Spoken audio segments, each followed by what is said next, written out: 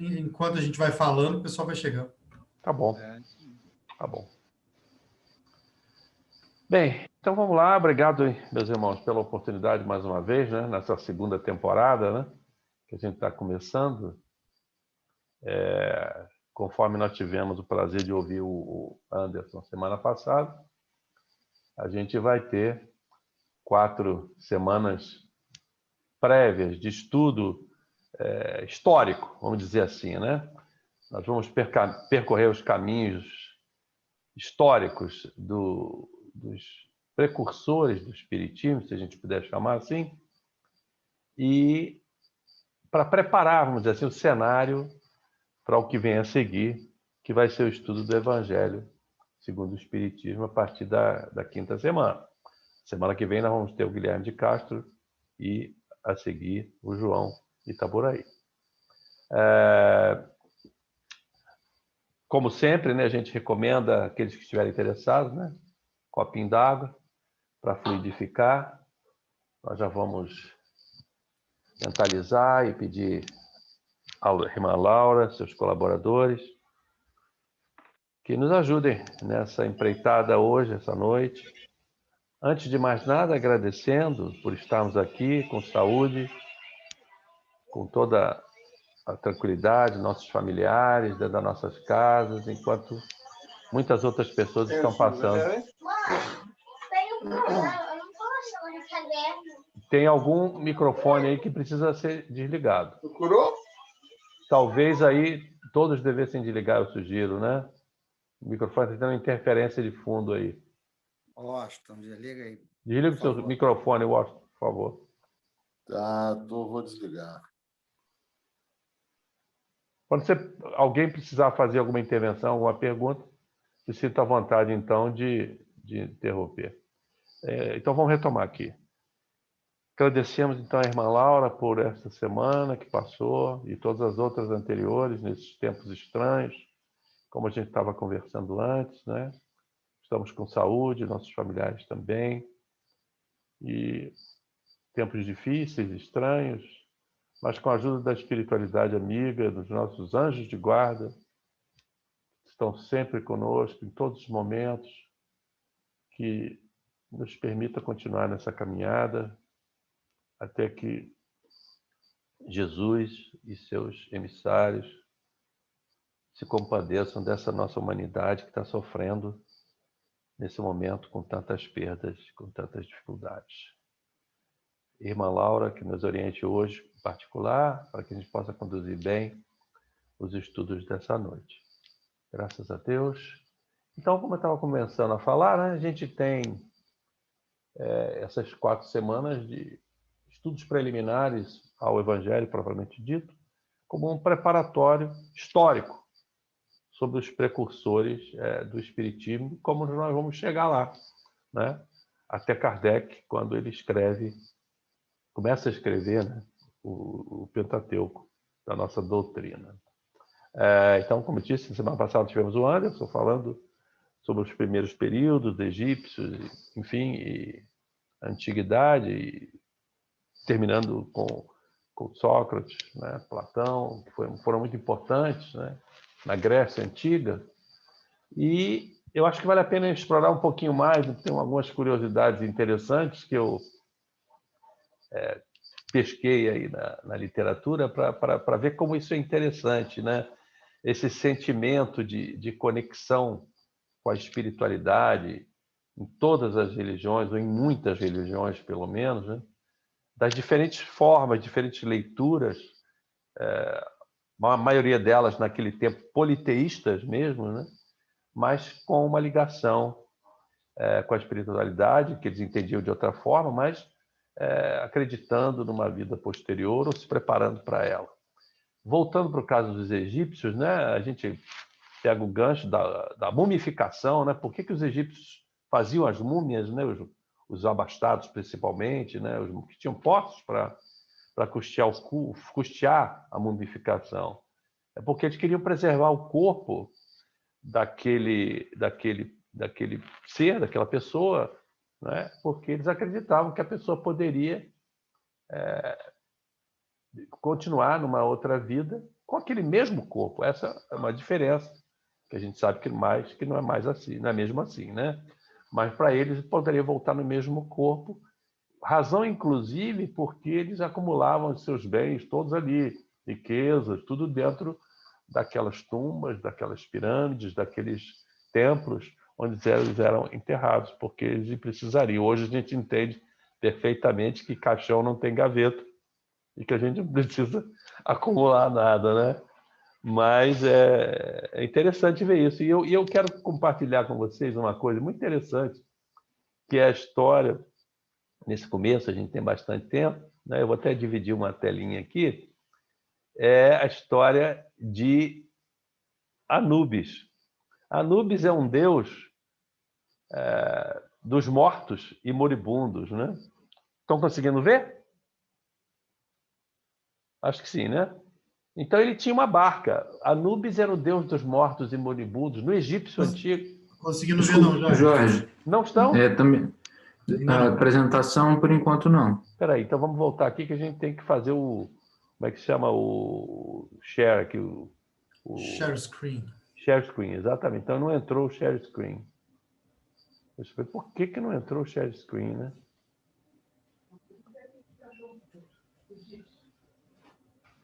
Share aqui, agora vai. Foi? Veio. Ótimo. Beleza, tranquilo. Então, agora Agora, vamos lá. só uma coisinha, Jorge. Pois não. O que acontece? Uma pequena parte do slide, se você aumenta a tela, né? Se você coloca em tela cheia, uma parte do slide ele fica encoberto pela minha cara, pela Eu sua sei, cara, mas pelo não é Guilherme. importante, porque o importante é você ter ideia. Beleza. Daqui você Então show. eu entendi, eu sei perfeitamente, obrigado. É a barca de Anubis, né? Essa barca de Anubis aqui, ele conduziria, então, a pessoa através do vale, da transição, daquele portal, né? E o que era interessante também é que quando ele se apresentasse, ele ia se apresentar o coração dele junto com o que eles chamavam de pena da verdade. Se o coração dele fosse mais pesado do que a pena da verdade, ele estava lascado, ou seja, viria um demônio chamado Amit, que iria então conduzi-lo a ser devorado por uma parte híbrida de leão, hipopótamo e crocodilo. Mas se a pena da verdade fosse mais leve do que o coração, então ele poderia ter acesso ao paraíso e a alma dele voltaria ao corpo. Então, essa é uma coisa interessante, essa crença dos egípcios na continuação da vida, não é? Da vida após a morte. Bom, e aí vai, o Anderson chegou a citar, nós temos aí o budismo, o próprio Islã, o judaísmo, o cristianismo, sábios da antiguidade, diversos filósofos, né? Como ele falou de Sócrates e Pitágoras, a gente tem Apolônio, e andando pelo tempo, a gente chega na Idade Média, passa pelos bretões, pelos celtas, inclusive sabemos, né, que Kardec teve esse nome, na realidade o Hippolyte Denisard Rivail recebeu esse nome de Kardec porque em homenagem a um sacerdote celta, né? Isso o Guilherme vai falar bastante na semana que vem. E isso vai até entre os indígenas, aqui na América do Sul, enfim, todos eles acreditavam numa conexão com a espiritualidade, na existência de uma vida após a morte. E a gente não pode deixar, claro, de citar, e o Anderson também falou, na Palestina, de Moisés, não é? Que tinha visões, conversava com Deus, na cabeça dele ele conversava com Deus. Mas ele era um médium fantástico, que a gente não entendia naquela época que era ser médium, né? E outros tantos depois dele, como João Batista, como Paulo de Tarso, com as suas visões também, no caminho de Damasco, São Francisco de Assis, né? Conversava direto com os espíritos elevados, né?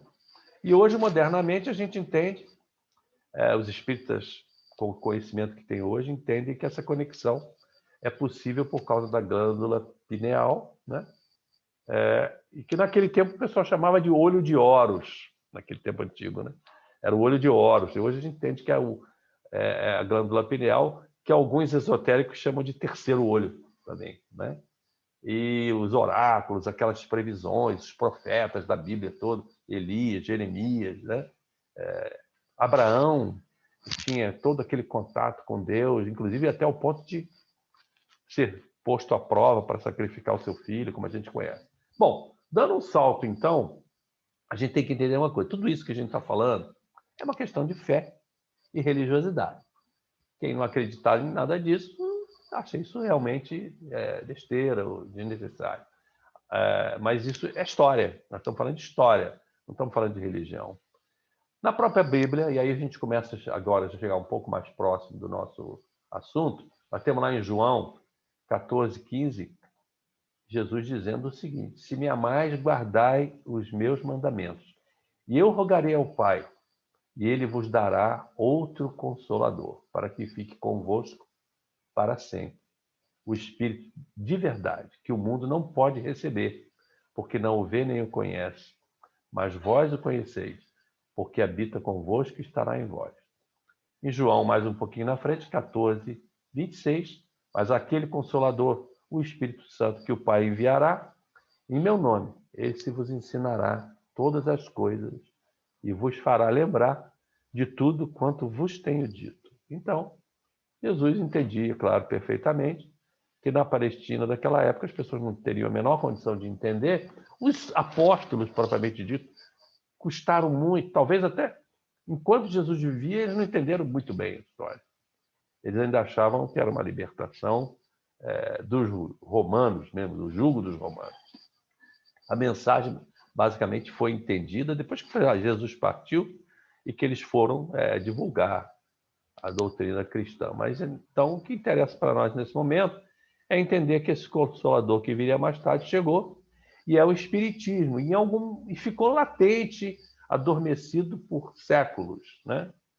Até que, como nós vamos chegar hoje, nosso tema de hoje chama-se Os Fenômenos de Hydesville e das Mesas Girantes, foi naquele momento ali que a espiritualidade reunida entendeu, não, agora está na hora de começarmos a falar desse Consolador prometido. Embora a gente tenha que comentar o seguinte: em Hydesville, no século XIX, para ser mais preciso, em 1848, nos Estados Unidos, eu vou mostrar já, e ela não foi o primeiro sinal de fenômenos físicos, vamos chamar assim. Já houve registros ocorridos antes, como na Alemanha, em 1520, tem um outro caso também em 1716, na Inglaterra, e outro em 1661, de ruídos, de batidas das mesas, etc. E muitas vezes, como vocês sabem perfeitamente, através da história, a influência da Igreja, da Inquisição, era muito pesada. Essas pessoas eram consideradas hereges, bruxos, iam para a fogueira, etc. Né? A própria Joana d'Arc, né? Tinha visões maravilhosas, como a gente sabe, se não sabe, vamos lembrar, Joana d'Arc foi a última encarnação de Judas Iscariotes, né?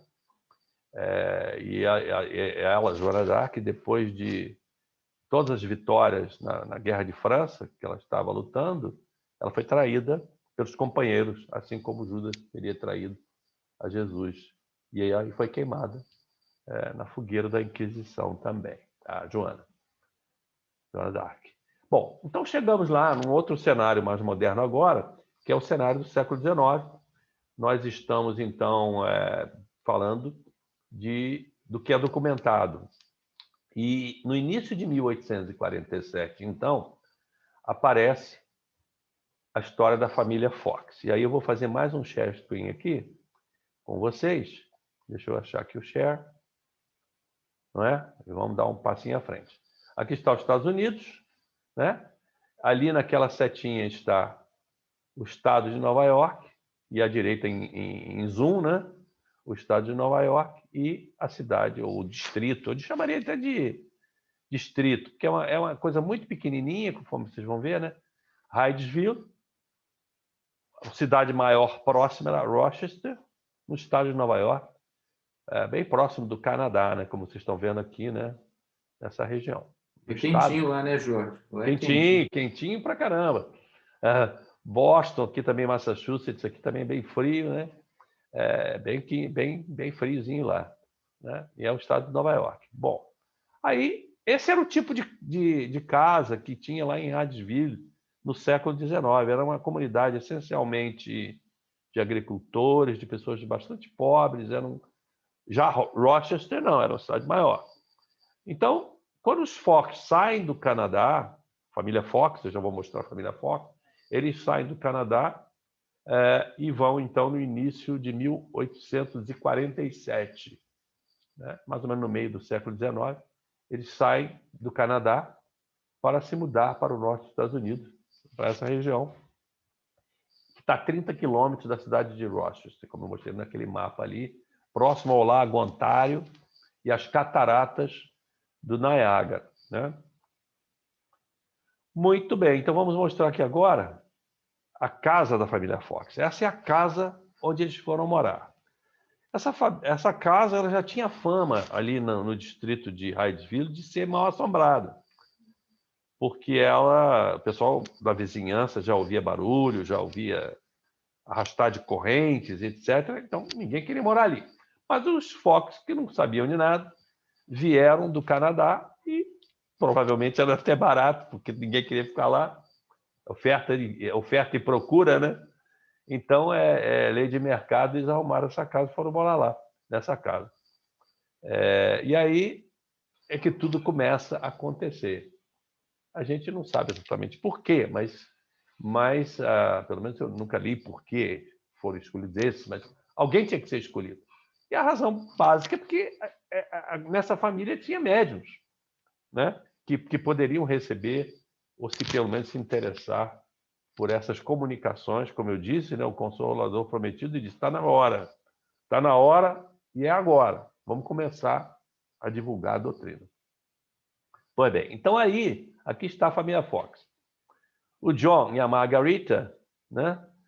São os pais que tinham vários filhos. Tinha 5 filhos, na realidade, mas as que são mais conhecidas são a Lia, que era mais velha, casada, morava em Rochester. E morando, então, com os pais, as 2 menores. A Catherine, que nós vamos nos referir a ela como Kate, de 11 anos, e a Margarita também, de 14, que nós vamos nos referir como Maggie. E havia 2 outros irmãos que moravam também distante. Então, essa era a família Fox. Bom, então, continuando, a gente tem o seguinte: a partir de março de 1848, eles chegaram em 1847, né? No começo do ano. Ficaram na casa um tempo, não acontecendo nada. Mas em março de 1848, a casa voltou a ser perturbada por ruídos que os vizinhos já tinham percebido, né? Voltou a ser perturbada por ruídos, enfim, arrastar de correntes de novo, pancadas na parede, e a tal ponto de prejudicar o sono das crianças e as crianças ficarem assustadas com isso, não é? Em 31, essa é uma data, um marco, e depois eu vou mostrar ao final, quando os Fox, vou até adiantar, quando os Fox já se mudaram dali, a casa acabou, foi destruída, né? E existe até hoje lá um marco, feito uma lápide, né? Um marco, que eu vou mostrar uma foto no final, e que bota essa data, 31 de março de 1848, como a pedra fundamental, o ponto de partida do espiritismo moderno. 31 de março de 1848, porque foi quando se deu, vamos dizer assim, a comunicação propriamente dita. Nesse dia, a Kate, que era menor, de 11 anos, né? Até pelo sentido de criança, de brincar. Deixa eu te falar uma coisa, esse fenômeno é chamado de tiptologia, esses ruídos, né? Vocês que estudam o livro dos médiuns, né? Tem várias formas de mediunidade, de efeitos físicos, etc., né? Audiência, clarividência, psicografia. Tiptologia é a manifestação dos espíritos através de ruídos desse tipo que a gente está comentando. Então, a Kate, a título de brincadeira, se dirigiu lá aquela suposta alma, né? Que ela achava, eles nem acreditavam que fosse, mas ela brincando fez uma pergunta dirigindo ao seu diabo, né? Seu pé rachado, ela chamou ele de pé rachado. Seu pé rachado, por que pé rachado? Porque se fosse o diabo, deveria ter alguma literatura jocosa que aparece o diabo com um pezinho de cabra, né? Então é o pé rachado. Seu pé rachado, faça o que eu faço batendo palmas. E aí ela bateu palma e aquele espírito respondeu às palmas dela. Aí ela começou a fazer batidas na mesa, tipo toque, toque, né? Aí eles batiam lá o mesmo número de batidas. A senhora Margarita, mãe, por sua vez, pediu que ele repetisse. Aí ela aumentou o número de pancadas, 2, 3, 4 pancadas, e conforme ela dava 4, ele respondia com 4. Por aí foi. É uma espécie de todo mundo, a família toda se interessou por aquilo ali, ainda no círculo só familiar, restrito a eles, né? E a dona Margarita perguntou: você é uma alma do outro mundo? E aí ele, se for, você dê 2 batidas. Ele deu 2 batidas, papá. Você morreu nesta casa? E a resposta foi afirmativa através da pancada. E as perguntas se sucederam e foram... foi estabelecido um diálogo ali, né? Aí, no dia seguinte, já chamaram os vizinhos, contaram para os vizinhos. Alguns, claro, incrédulos, não quiseram tomar conhecimento, mas alguns, outros, foram ver e comprovaram que esses ruídos, aparentemente, né, primeiramente, como eu falei, com um descrédito, né, inicial, mas eles viram que tinha uma inteligência por trás daquilo. E aí, tem um dos vizinhos lá, o senhor, eu o nome dele ali, o senhor Isaac Post, ele propôs falar em voz alta as letras do alfabeto. Então, eu vou falar a letra A, que vai ser... se eu falar a letra A e você quiser se comunicar com A, você dá uma pancada. Se eu falar a letra B, você dá uma pancada quando for a letra que eu... Por exemplo, se eu quisesse falar Anderson, ele vai falar no A, ele dá uma pancada, aí eu vou falar B, C, tá quieto, D, E, F, G, H, quando chegar no N, ele dá uma pancada. Então, ele vai formando a palavra Anderson. Então, esse espírito começou a falar palavras, conforme o senhor Post falava a letra. E aí, então, o pessoal confirmou que tinha uma inteligência por trás daquilo. E aí, eles chamaram, isso aqui é o nosso telégrafo, né? E, mais uma vez, vizinho, aí a coisa espalhou. E aí, eles perguntaram efetivamente, quem é o senhor? Quem foi você? Já que eles sabiam que era um espírito. E ele se apresentou como um mascate, um vendedor ambulante, né, que viajava pela cidade oferecendo produtos, senhor Charles Rosman. E informou que ele fora assassinado naquela casa e que tinha sido enterrado ali no porão, a 1,5 metro do solo, tinha sido assassinado por um antigo inquilino, né, que lhe devia uma certa quantia em dinheiro. E aí, o pessoal, então, cavou ali, não encontraram muita coisa, não encontraram nada, não encontraram esqueleto, não encontraram nada, encontraram apenas alguns utensílios, mas não confirmou exatamente aquilo. E apenas para concluir essa história do assassinato do Sr. Rosman, em 1904, nós estamos em 1848, né?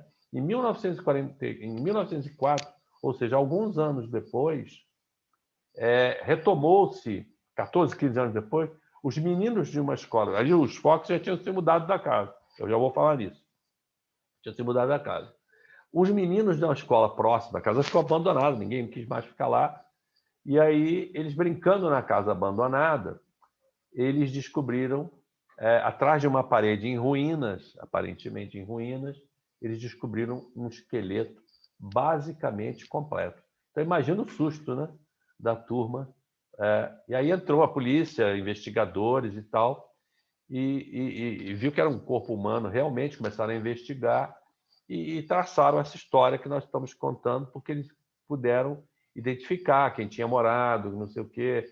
E aí, então, constataram que era verdade toda aquela história que tinha sido contada. Mas, retomando a história dos Fox, a coisa ficou tão pesada, né, em termos de vizinhos e querendo participar daquela história. Estou voltando para 1848, que eles resolveram se mudar dali e foram morar lá em Rochester, junto com a outra filha, Lia. Não é? Mas, nesse intervalo, a coisa tomou vulto, né? Já que tinha gente importante, como eu falei, tinha o seu posto, tinha um juiz, tinha um professor, pessoas da região que se interessaram pelos fenômenos. A coisa divulgou de tal forma que quase que se torna, quase não, se torna mesmo uma coisa mais séria em termos de estudo, em que se criou até a história das mesas girantes, né? As mesas começaram a se mover, levantar objetos, em reuniões programadas para essa comunicação. Diversos grupos nas suas casas começaram a fazer reuniões espíritas, né? Eles não sabiam que era espírita, mas reuniões em que apareciam esses mesmos fenômenos, movimentando objetos, barulhos, e então aparecia mesas girantes. Daí o termo das mesas girantes, que a mesa rodava, até que alguém teve a ideia de colocar um alfabeto na mesa. Não é? Colocou um alfabeto na mesa, de A a Z, e conforme apontava naquela letra, o espírito fazia um ruído, e aí as pessoas poderiam fazer o que eu tinha chamado antes de telégrafo do além, ou telégrafo espiritual. Né? Aí tiveram, então, essas... deixa eu mostrar até aqui também outro share screen, porque também tem uma coisa interessante aqui para mostrar para vocês. Depois da Meg, essa mesa girante.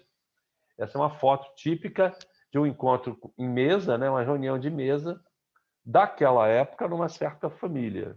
Né? E aí a coisa cresceu de tal forma que a cidade ou o distrito de Hydesville não comportava mais essas reuniões.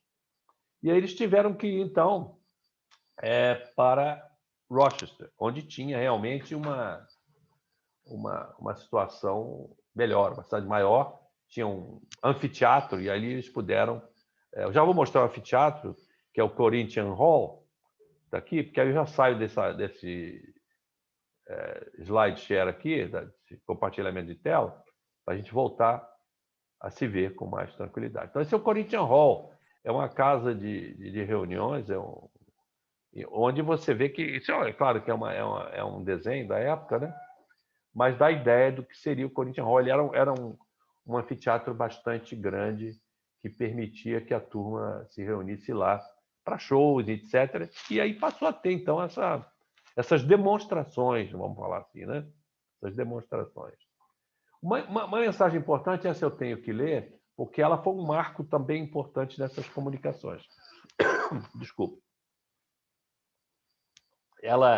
Um dos espíritos que se apresentou nessa época falou assim: caros amigos, deveis proclamar ao mundo estas verdades. E aí que eles decidem ir para o Corinthian Hall, lá em Rochester, né?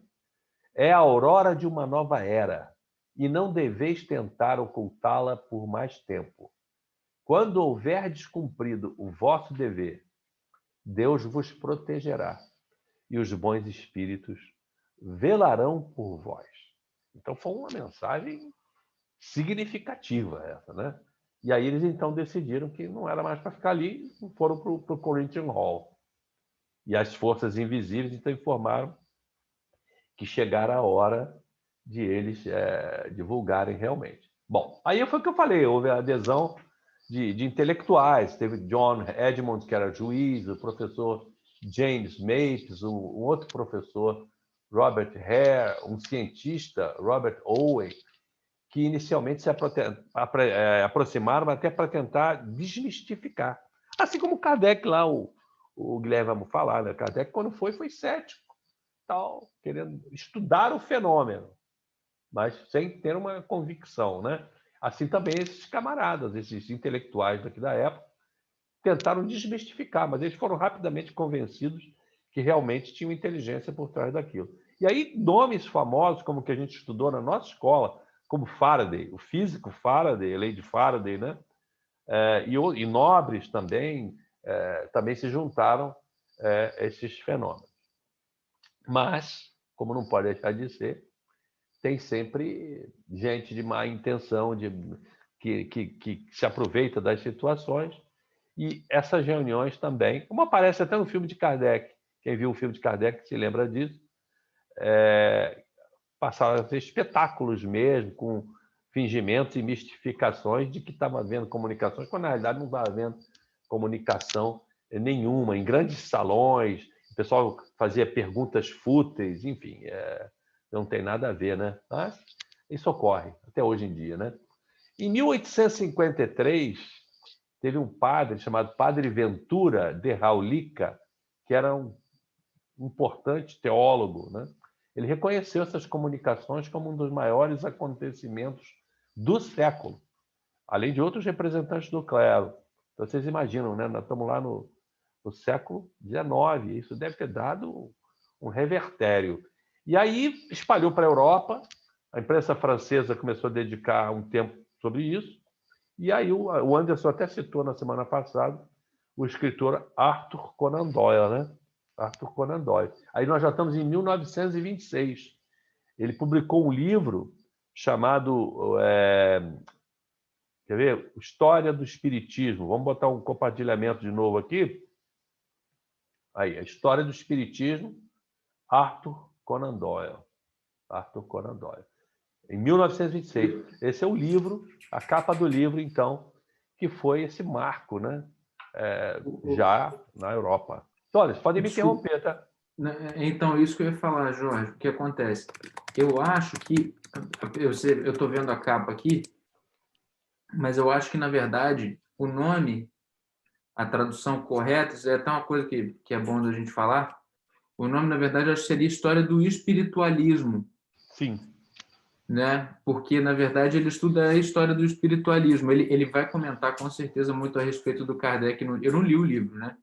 Mas, passando por essa época, é muito difícil dele não relatar o Kardec. Mas, independentemente disso, eu acredito que, originalmente, o título seria História do Espiritualismo. Ele vai tratar de uma forma um pouco mais ampla. Entendi. Tá? Mas eu estou curioso para ler esse livro aí, cara. Eu não sei se ele é disponível, será? Talvez esteja na internet, né? Deve ter um PDF. Escaneado, um PDF, é provável. E aí o Conan Doyle faz uma frase muito interessante. Ele fala assim: estava assim cumprido o papel dos fenômenos dessa fase inicial, que foi uma invasão organizada, programada pelos espíritos superiores, com vistas à chegada de uma nova era de progresso para os homens. Então, essa é uma frase do Conan Doyle. Bem, toda história tem uma história triste, né? E essa história triste das irmãs Fox, elas, infelizmente, se encantaram com a fama e partiram para um caminho não muito bom, como eu vou relatar agora. Elas, ao final da década do ano de 1880, mais ou menos, o fenômeno ocorreu em 31 de março de 1848, só para lembrar. Já em 1880, houve um desentendimento entre Kate e Maggie, com a Lia. As duas brigaram com a Lia, porque as duas, Kate e Maggie, tinham se tornado alcoólatras mesmo. E aí, uma delas tinha um filhinho e a Lia interferiu, falou, ela não pode, com o alcoolismo, cuidar dessa criança. E pediram a guarda da criança, tiraram a criança da mãe. Então, as duas se uniram, Kate e Maggie, contra elas, e tirou a guarda dos filhos da Kate e da Maggie. E aí, foi declarada uma guerra entre as irmãs. Elas, então, resolveram se vingar da irmã, né? Tipo assim, né? E aí elas deram entrevista, por exemplo, em 1888, receberam dinheiro do New York Herald, e em 24 de setembro de 1888, a Margaret, ou a Maggie, né, publicou uma longa crítica ao espiritualismo, como o Anderson colocou, e culpou a irmã Lia, mais velha, por uma suposta manipulação de toda a história. Olha que coisa, né? Ela, então, com raiva da irmã, porque tinha perdido a guarda, disse que a irmã que inventou aquilo tudo, como elas eram novas, que a irmã as teria manipulado para fazer aquela história, para desenvolver aquela história. Elas viajaram depois, no mês seguinte, para Nova York, e um repórter ofereceu a ela $1.500, a Meg e a Kate. $1.500 que, usando a moeda ouro, que era a moeda até depois, próximo da guerra, ainda era considerado um balizamento de moeda, então o ouro equivaleria hoje a R$400 mil. Essa quantia de $1.500 em 1888 equivaleria a R$400 mil, que elas receberam para dar uma entrevista em que elas confessaram que aquela história dos espíritos era fraude, né? E aí, diante de uma plateia na Academia de Música de Nova York, ela disse o seguinte: eu estou aqui hoje como uma das fundadoras do espiritualismo para denunciá-lo como uma falsidade absoluta, do começo ao fim, como a mais frívola das superstições, uma blasfêmia mais perversa conhecida no mundo. Que coisa, né? E aí, um ano após essas denúncias de supostas fraudes contra a irmã, contra si mesma, ela não conseguiu atingir a irmã Lia, e aí ela também se arrependeu e resolveu desmentir aquelas confissões, alegando que ela tinha feito em troca dos $1.500, né? E que alguns religiosos teriam se aproveitado da pobreza delas e do alcoolismo para corrompê-las, né? Tentando se desculpar ali, né? Bom, seguindo, né? Então, a Meg, então, já em 1889, quase que um ano depois, em setembro, 24 de setembro, ela fala o seguinte para o New York Herald: preza a Deus que eu possa desfazer a injustiça que fiz à causa do espiritualismo, quando, sob intensa influência psicológica de pessoas inimigas dele, fiz declarações que não se baseiam nos fatos. Esta retratação e negação não parte apenas do meu próprio senso daquilo que é direito, como também do silencioso impulso dos espíritos que usam o meu organismo, apesar da hostilidade de uma horda traidora que prometeu riqueza e felicidade em troca de um ataque que eu fizesse ao espiritualismo. Então, ela, publicamente, no mesmo fórum, que era o New York Herald, ela tentou se retratar e desfazer aquilo. Elas, chegando ao fim da vida, elas desencarnaram em 1883, a Meg, 1883, com 49 anos. E a Kate desencarnou em 1890, aos 53, num fim triste e obscuro, né? Mas, enfim, apesar desse descaminho, vamos dizer assim, né? Elas foram reconhecidas realmente como importantes precursoras, tanto que, como eu comentei lá no início, a casa original, que eu mostrei aquela figura, né? A casa original de Hydesville tem um lápide, lá um marco, em que eles reconhecem isso, que eu vou mostrar para vocês uma foto final aqui. E aí, conforme a gente já está chegando, basicamente no final, a história cresce e vai terminar com Kardec, como o Guilherme vai explorar na semana que vem. Não sei se vocês já viram isso no Brasil. Eu já vi aqui no Brasil, principalmente em Santa Catarina, o camarada quer se mudar, bota a casa em cima de um caminhão, uma prancha, né? De um caminhão, e leva a casa inteira ali em cima do caminhão. Eu já vi algumas vezes, indo lá para o sul de Santa Catarina, na estrada você vê uma prancha, um caminhãozão, uma prancha, onde a gente vê hoje esses containers em cima daquelas pranchas de caminhão aqui na estrada, o cara leva a casa. O cara quer se mudar, leva a casa. Então, a casa onde eles se moravam lá em Rochester, eles se mudaram e foram morar num outro lugar que chama-se Lilydale, né? E essa casa de Lilydale, então, em Nova York, no estado de Nova York também, em abril de 1916. E essa casa durou até 1955, quando teve um incêndio lá. Mas no local onde teve essa casa de Lilydale, na cidade de Lilydale, em Nova York, estado, ali também continuaram a acontecer os fenômenos. Os fenômenos nunca abandonaram a família Fox. Ali se converteu num importante centro de espiritualidade que existe até hoje. Vou mostrar a foto também.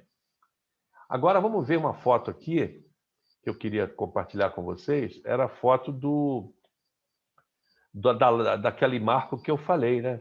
Que existe lá Espera aí, deixa eu achar aqui o share screen. Está aqui. Share screen. Vamos lá. Então vamos continuar. Aqui está, tá vendo? O marco na casa original após a transferência para Lilydale, o lugar de nascimento. O que está escrito ali em inglês? Não dá para ver muito bem, mas dá para ver um pouco ali. Mas ali está escrito o seguinte: o lugar de nascimento do espiritualismo. Aqui, neste ponto, existiu a cabana de moradia das irmãs Fox, onde, através da mediunidade, se estabeleceram as primeiras comunicações com os espíritos em 1848, 31 de março de 1848.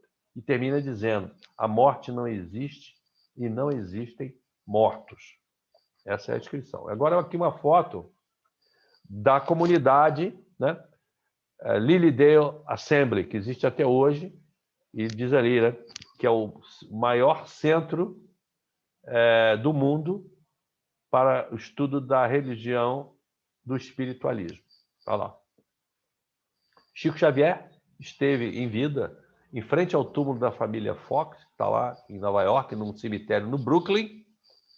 Tem gente que gosta, né? Tem, por exemplo, quem vai a Paris, quer conhecer lá o túmulo do Kardec, né? No Père Lachaise, cemitério de Père Lachaise. E então, quem for a Nova York, quiser ir no Brooklyn visitar o túmulo da família Fox, está lá. E aí o Chico esteve lá prestando homenagem às irmãs Fox, que foram enterradas lá, porque como eles tinham se transferido para Nova York, desencarnaram lá. E a casa e o centro espiritualista de Lilydale, Divaldo esteve lá também. Ele esteve nesse ponto para um congresso que houve em 2006. Ele esteve lá, visitou. Tem um museu lá em Lilydale. Desculpe, tem um erro ali de digitação ali, né? O nome do Divaldo. Apareceu um C a mais. Então, ele esteve lá. Bom, então vamos sair do share screen, que essa era a última foto, para vocês verem, e vamos voltar para cá. Então, era isso que eu acho que, em termos históricos da família Fox, dos fenômenos de Hydesville e das mesas girantes, e como que isso cresceu, que a gente tinha para mostrar para vocês hoje. Eu acho que a gente ainda tem aí uns 15 minutos, né, de conversa, de debate. Não se esquecendo, né, como eu não sou muito ligado, né, ou então entendido em YouTube, mas parece que tem um apelo de fazer inscrição no canal, apertar o like, né, se gostar, e o sininho para receber as notificações dos canais. Então fica aí a sugestão, não é? Estou aberto aí a ouvir vocês com comentários. Maravilha, muito obrigado, Joel. Bacana pra caramba. Não é nem necessariamente um comentário muito certeiro, assim, um pouco de curiosidade que eu tenho. Tem uma série no Netflix, eu não sei se vocês tiveram a oportunidade de assistir. O Guilherme, eu sei que assistiu ao menos 1 ou 2 episódios, que se chama Vida Após a Morte, alguma coisa assim. Eu já vi, A Vida Após a Morte. Tem umas coisas assim que são um pouco uma certa bobeira e tudo, mas você vê que tem um bom fundo de verdade em muito do que é tratado.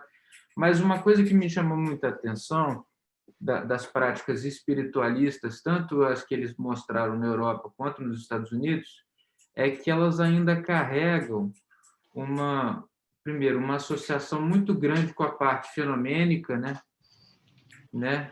São muito focados nisso, até as cerimônias mesmo da religião espiritualista, elas têm que necessariamente ter uma manifestação, pelo menos pelo que eu li na internet. isso eu achei uma coisa interessante, assim, que eles têm muito foco nisso, porque realmente não é colocado em corpo de doutrina, como no caso da doutrina espírita, né? Eu sinto que eles ainda carregam muito disso.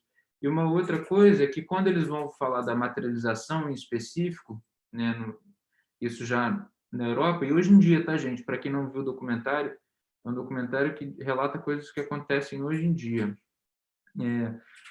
Quando eles vão mostrar a parte da materialização, eu achei muito curioso o fato de que o médium ainda tem que ficar amarrado para provar que ele não está se movimentando e agindo com algum charlatanismo e tal, né? Tem muito disso. O que eu acho que nesse é até engraçado, curioso, porque uma série como essa, o que eu enxerguei ali para mim como espírito, eu falei, caraca, nesse ponto a gente é completamente diferente, né? São dois movimentos que acreditam em coisas, né, nas manifestações, não reprovam as manifestações mediúnicas de forma nenhuma, mas agora a utilidade delas sei lá, é muito estranho, nesse ponto em específico é muito estranho, essa coisa do médium ter que provar e ficar amarrado, parece uma coisa de 200 anos atrás mesmo, né? Pô, hoje em dia não faz muito sentido mais, mas de qualquer forma, eu lembrei muito dessa série ao longo do estudo, porque eu sinto que ainda tem uma conexão, essa coisa do século XIX, que você estava relatando para a gente hoje, a maneira como esse pessoal professa a fé deles nos Estados Unidos e na Europa ainda é muito ligado, enquanto a nossa realmente partiu por um lado mais doutrinário, uma coisa... Eu acho que o Chico teve um papel muito importante nisso, né? Da caridade, né? Bom, em suma, esse era o meu comentário. Não tem dúvida, o Chico é um continuador mesmo, ele foi escolhido como um continuador disso, né? Até o fato, quando falhou na Europa, né, o propósito, tanto que o Brasil, pátria do Evangelho, né? Então, resolveram transferir para o Brasil essa continuação, o Chico, com certeza, era o principal, e agora, continuando através do Divaldo e outros grandes médiuns, né? E voltando lá para Kardec, que o Guilherme vai abordar, essa história que aconteceu do descaminho, né, das meninas, não é muito estranho, porque no próprio filme Kardec a gente vê que aquela Madame Jafé, né, quem viu o filme sabe, ela não se desencaminhou, mas pelo menos ela, quando a coisa cresceu e que tinha livro publicado, ela reivindicou direitos autorais e ela brigou com todo mundo, não queria mais participar, porque como que ela sentiu ciúme porque ela não estava aparecendo, né? E é uma pena, porque a gente espera que...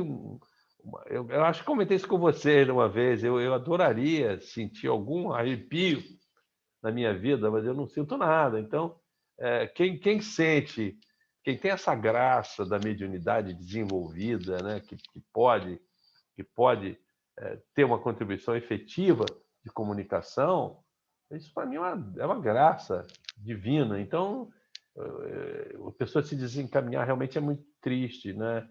Porque a base de tudo é, como a gente sabe, a caridade e o amor, né? E aí a gente fica triste de ver esses descaminhos. Imagina, as meninas terem sido o marco da história toda, né? Receberam claramente, nesse momento nós vamos começar um movimento de divulgação, chegou a hora, e aí elas entram pelo alcoolismo, se deixam corromper por $1.500, enfim. É triste, mas também é a história, a mesma coisa que acontece lá atrás, né? Na antiguidade, né? Quantos curados por Jesus depois se voltaram contra ele e o crucificaram, na verdade? Então, a pessoa, infelizmente, é humana, né? Escorrega. Não, com certeza, com certeza. Infelizmente acontece. Meu amigo, permite eu falar um pouco aí. Primeiro, agradecer a você pela exposição. É muito interessante, né, o conhecimento da história do Espiritismo. E a gente sabe que esse Consolador Prometido não foi por acaso, né? Ele surgiu na Europa e lá também na América do Norte, exatamente pela parte científica, porque ela que chamaria mais atenção para depois ir para uma parte, né, filosófica e religiosa. E o Brasil foi todo preparado pela espiritualidade, pelo nosso governador espiritual, para que recebesse e deixasse manifestar esse lado mais da religião, porque o povo brasileiro não é essa mistura que a gente vê, mas que acolhe, que recebe muito bem. Então, estava mais preparado para executar essa parte religiosa, né? Então, tudo foi muito bem planejado, né? Se a gente for aprofundar na história, a gente vai ver que o porquê de tudo, né? O porquê que o Brasil é a pátria do mundo, o coração do Evangelho, né? Então, é muito interessante, né? E só uma curiosidade, a hora que você expôs aquela foto aí, quando, né, eles iniciaram aquelas reuniões que eram mais, muitas das vezes, a maioria curiosos, né? E as mãos expostas sobre a mesa, é muito curioso que isso daí é exatamente para evitar, né, Anderson, a mistificação. Então, para provar, o Anderson falou da questão de amarrar o médium. Hoje, eu não vi essa série, mas falando de espiritismo, que é onde ele proliferou com toda a veemência no nosso país, no Brasil, a gente não vê isso, né? Não é essa necessidade até, né? Porque a doutrina aqui, o espiritismo é muito bem divulgado, né? Mas aí eles colocavam a mão exatamente por causa dessa mistificação, para, né, para mostrar, olha, nós estamos aqui e não estamos enganando. E até hoje a gente às vezes ainda tem isso, né? Às vezes vai participar da reunião mediúnica, a gente coloca as mãos sobre a mesa, né? É mais com esse ritual que fazia na época para provar essa mistificação, só uma curiosidade. Mas muito boa exposição. Parabéns, meu amigo. Como vai, Jorge? Parabéns aí, meu caro. Eu, particularmente, sou fascinado por esses episódios históricos e histórias de bastidores. A gente vê que, muito embora sejam episódios fundamentais, mas também marcam passagens e reações que são humanas, né? Que são muito próximas de nós, ao passo que a gente fica muitas vezes ligado à nossa cultura, que querendo ou não, por mais que não sejamos, mas temos à nossa volta uma cultura católica, mais ortodoxa, a gente fica pensando em coisas mais ritualísticas, mais sacrais, enfim, mais grandes, maiores, mais grandiosas. E a gente vê que o movimento espiritualista, o movimento espiritismo, ele é marcado por com coisas que podem ser acessíveis a nós no nosso dia a dia. Pessoas que estão aprendendo através de ciência, pessoas que têm altos e baixos, que experimentam também uma perdição ali em algumas vezes, enfim. E o Anderson falou do perfil do pessoal lá da América do Norte. Eu tenho alguns familiares que moram lá na Califórnia. E engraçado que, assim, os brasileiros que lá estão, eles frequentam um centro espírita diferente do centro espírita que é do pessoal da Califórnia. Eles montaram centros espíritas kardecistas, enquanto lá outros centros espíritas que não têm essa pegada que a gente acha que é a comum, né? Porque é comum para nós. E tem um filme também, onde você citou a série, tem um filme que é do Clint Eastwood, lá de 2010, que o personagem principal, quem faz é o Matt Damon. Chama Além da Vida. É bacana, porque conta exatamente isso, um perfil diferente, como a ideia do médium lá tem um perfil diferente, um pouco mais fenomenológico, um pouco mais... Enfim, é diferente realmente disso que a gente busca a todo momento fortalecer e lembrar para as pessoas que é uma doutrina, é estudo, não é só fenômeno, não é só fé, não é só religião. É um estudo, é filosofia, é ciência, e é algo que demanda que a gente faça isso aqui que a gente está fazendo. Sentar, dedicar um tempinho para conversar a respeito e para aprender um pouco mais.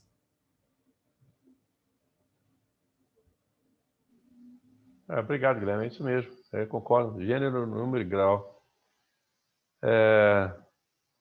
Nós temos a Ângela ali, né? Temos o Washington. Estou vendo agora que chegou o Newton César. Ângela, quer comentar alguma coisa? Não sei se teria interesse. Washington.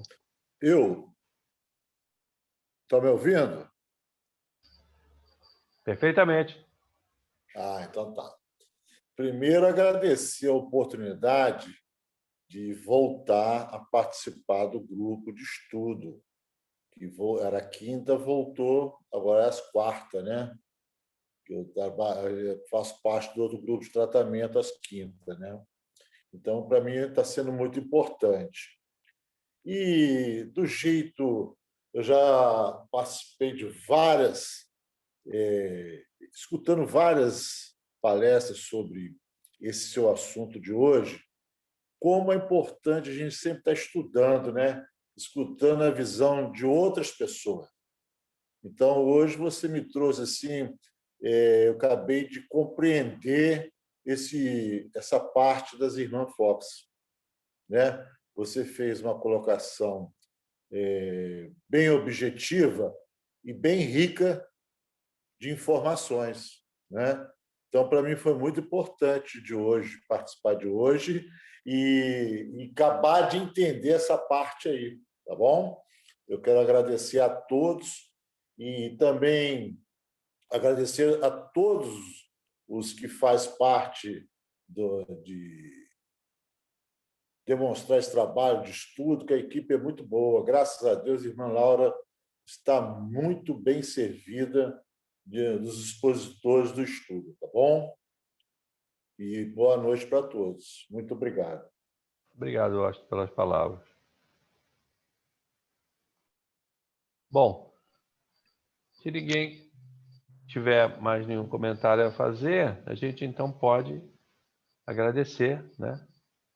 Vamos agradecer então a irmã Laura, colaboradores dela, aos nossos anjos de guarda, que nós possamos ter uma semana abençoada, continuando para frente até o próximo encontro, livrando-nos no dia a dia de todos os acidentes, incidentes, toda a violência, e que principalmente nesse momento de dificuldade, de pandemia, nós estejamos protegidos, que essa água que nós colocamos para fluidificar aqui possa ter sido fluidificada de fato, que seja um medicamento para aumentar a nossa imunidade do corpo e nos fortalecer no espírito também, que nós ao tomarmos possamos também dividir com nossos familiares e esteja extensivos a ele também.